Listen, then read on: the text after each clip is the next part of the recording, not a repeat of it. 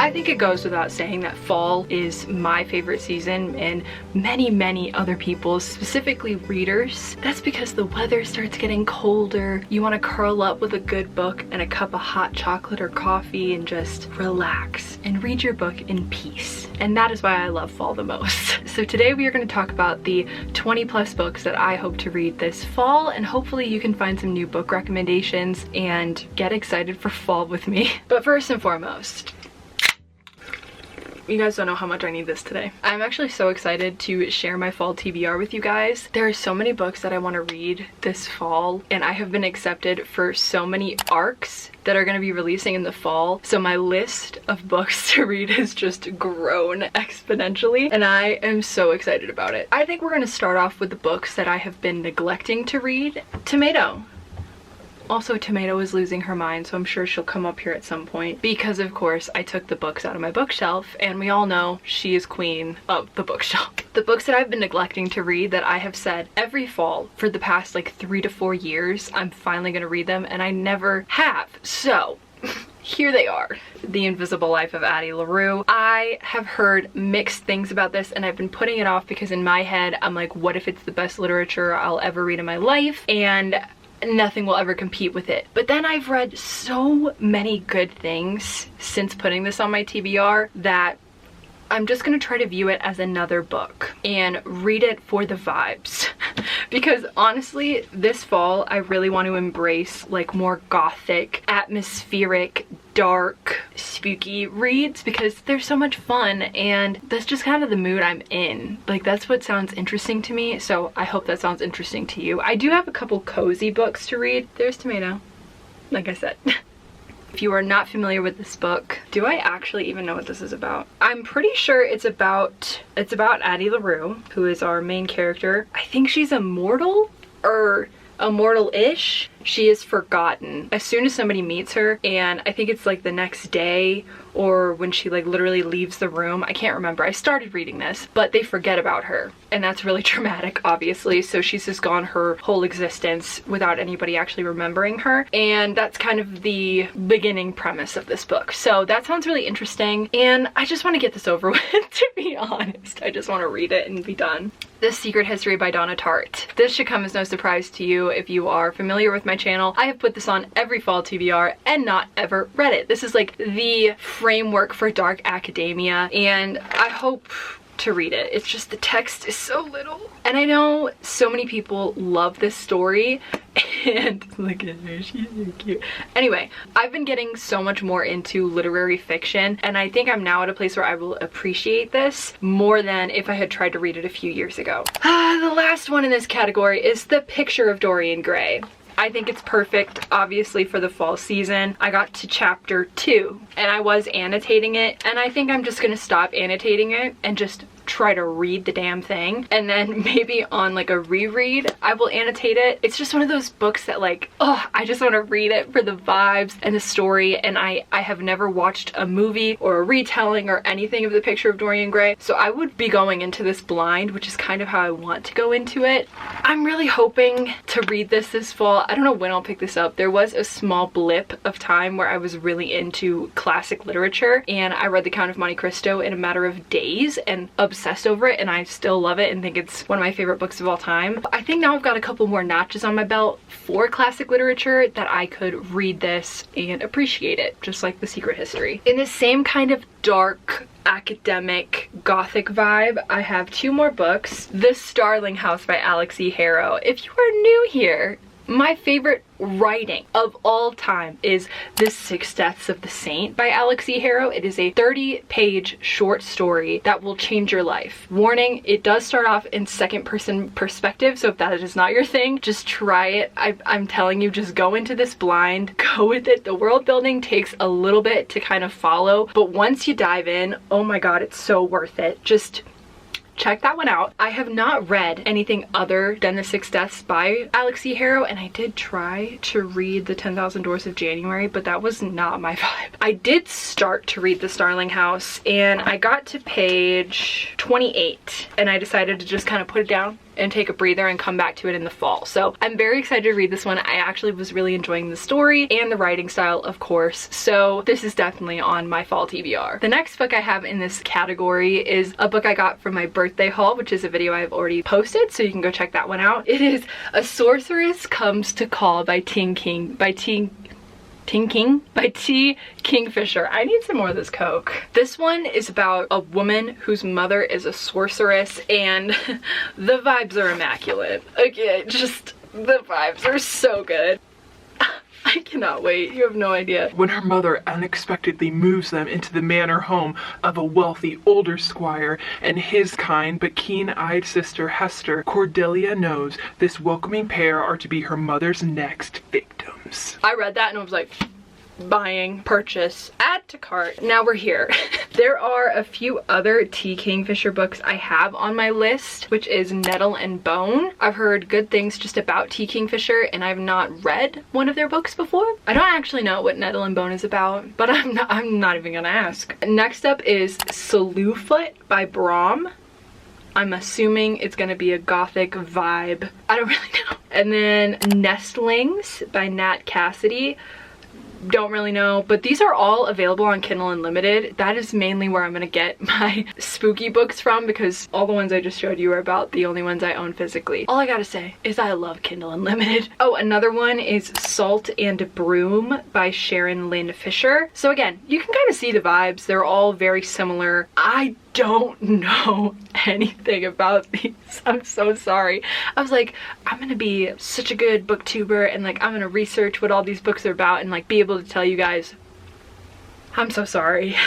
Just know they're on my list for the vibes. Oh, there is another T. Kingfisher. I just missed it. It is What Moves the Dead. So this one I have seen around a lot. It's giving spooky, eerie, scary. I think Katie is Reading read this one. I love Katie is Reading. I don't know if she actually enjoyed this one or not, but she just said the vibes were very what I just told you. So I think that's enough to put it on my fall TBR and give it a go myself. They're also very short, those T. Kingfisher books. So I'm hoping I can read through those pretty quickly. Okay, I think that finishes off that kind of vibe. Oh, another one. I wanted to get this one for my birthday haul video, but I could not find it anywhere, which was shocking to me because I feel like I see it everywhere. It's Babel by R.F. Kuang. That is like top priority for me because I've just seen so many people rave about Babel, and I have not read R.F. Kuang yet, and I really, really want to. Babel is like a top priority book for me. Okay. Still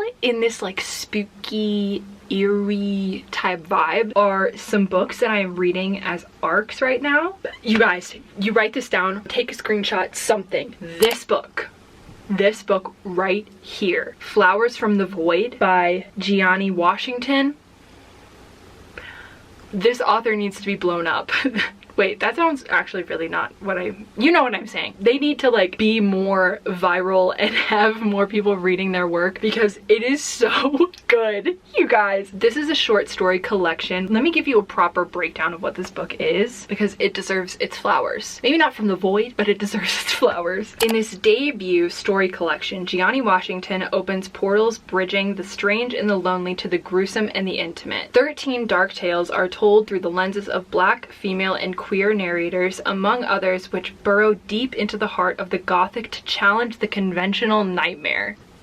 If none of that got you yet, hold on. Flowers from the Void unburies a haunted labyrinth of chilling alternate realities eerily similar to our own. A high school freshman is lured into a sinister pact with a classmate that will cost him more than he could ever imagine. And I just read that short story. That one is gonna be my Roman Empire. Holy shit, my guy. A grieving African witch prepares for initiation into a 17th century Salem coven of white women. Read that one, that was the second one. They just kept getting better, you guys. A Girl with No Shadow befriends one. Haven't read that one yet. Empathy and horrors collide to create a grimy discomfort that will never quite wash off. Otherworldly creatures, malevolent acts, and devastation consume these pages as Gianni Washington resurrects the skeletons in our closet and commands them to run amok with a new zest for the I was doing so good until that last word. It's a collection of short stories, and I am currently about to start the 4th one, and I think I'm gonna do a reading vlog starting right after this video and get my reactions to the next short stories because they are so good and the writing is phenomenal. It is actually shocking to me. This has 51 ratings and 21 reviews on Goodreads right now. This video came out on September 3rd, so it is now available. Please go get it. It came out yesterday. I'm in the past, but when you're watching this video, it's already out. So please go support Gianni Washington. Oh my gosh, let me look up this author.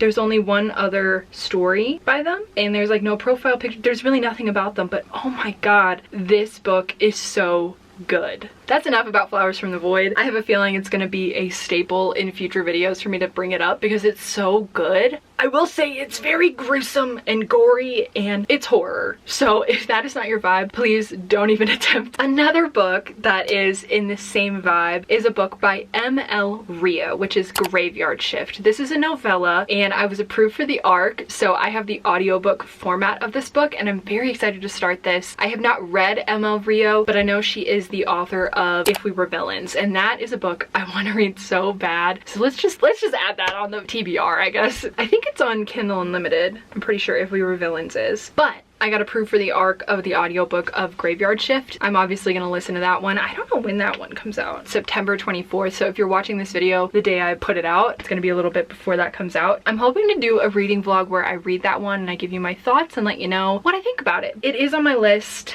I don't really know anything about it. I kind of want to leave it that way. Another book I want to read is Return to Midnight by Emma Dews. This one I have on Kindle Unlimited, and it also has an audiobook that is available. So if that's your thing, go check it out and support. But I'm pretty sure this one is a young adult thriller. On the anniversary of a savage mass murder, a survivor returns to the scene of the crime and all its buried secrets in a twisting novel of suspense. Nearly 10 years ago, 5 Ohio University students were murdered in an off-campus Victorian home. The media dubbed it the Midnight House Massacre. So just based off of those vibes alone, I want to read it, but then also I want to support. She has been promoting her book over on TikTok every single day. She is so inspirational. I'm really hoping to read it, and I hope that I love it. I want you guys to support her as well, so please go check it out. I think we're officially going to move on to some more physical books on my TBR. We're kind of shifting the vibe to young adult, gothic, fall vibe books. First up is Belladonna. Yeah!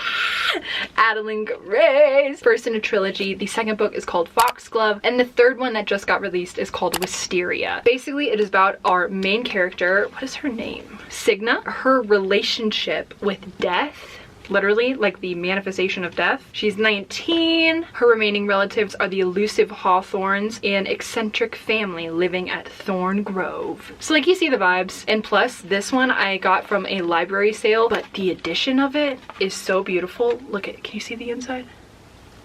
I need to like take this off. Oh my god, it looks so good. It said that 5 belladonna berries are all it takes to kill someone. The vibes look immaculate. The book is beautiful. I want to read the other ones in the series already, but I'm not going to buy them unless I know I like this one. I've learned my lesson. Look at Tomato. You're so cute. Everybody drop a "we love tomato" comment. Next up, kind of in that young adult vibe of fall books, is All Our Hidden Gifts. I don't know anything about this book. The cover looks incredible. There's like artwork inside of it. I found this at a little library. I don't know if I'll do this one in a reading vlog or not. I am so excited to read it. It looks so good. We're shifting the vibes. We're going into spooky season romance books. And really this section is books that I got from my birthday haul. So if you didn't watch that video already, this is news to you. But the first up is Morbidly Yours. And this main character is going to inherit the family undertaking business, but he has to marry before his 35th birthday. And of course, she is gonna help him find the one. We all know that she's gonna be the one because it's a romance book. But look at how short that is. It looks sweet. I mean, I think the setting is gonna be in a spooky graveyard, so the vibes are great for fall. Next up is A Werewolf's Guide to Seducing a Vampire. I dropped it. Pretend I didn't though. I'm pretty sure a werewolf tries to seduce a vampire in this one. But look at the cover. Are you kidding? How cute and cozy is that? I know nothing about this book. For 221 pages. For me, sometimes romance books just should barely be 300 pages, so we'll see what I think about this one. I am hoping it's gonna be cute and a fun atmospheric vibe, a cozy read for the fall season. I will let you know though. Go follow me on Goodreads. That is where I give more in-depth reviews of the books that I'm reading and books that I don't include in reading vlogs. So if you are curious about that, go follow me on Goodreads. We're so close to the end, you guys. We have like 4 books left. Lily King. This is 5 Tuesdays in Winter. I love Lily King's writing style. I read another book called Writers and Lovers by her, and I loved the writing style. I just loved everything about it. I think she has one other book, and that's like all she has out there. So of course I got this for my birthday, and I'm very excited to read this one. That's about all. Does it have any fall vibes in it? Probably not. I nonetheless want to read it this fall because I love her writing style. Oh, 5 Tuesdays in Winter. Maybe I should have read this in winter. Nah.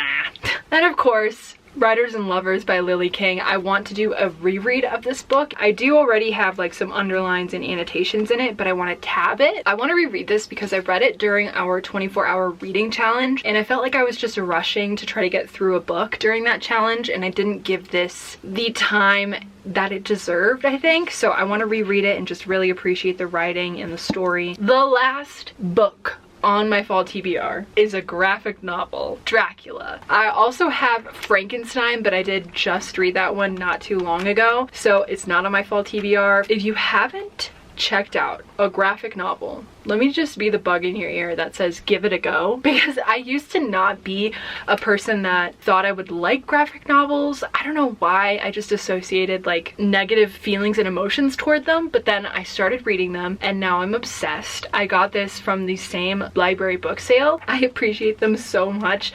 I love art. I think the writing capability in them is just incredible. Really have no complaints when it comes to graphic novels. I think they're fun, they're fast-paced, and I have not read Dracula before, and I think a graphic novel format would be a really good way to read it for the first time and just really appreciate the characters, get to know the world building, and like the vibes are immaculate. Do you see that? That looks so fun. There's some gore in this one.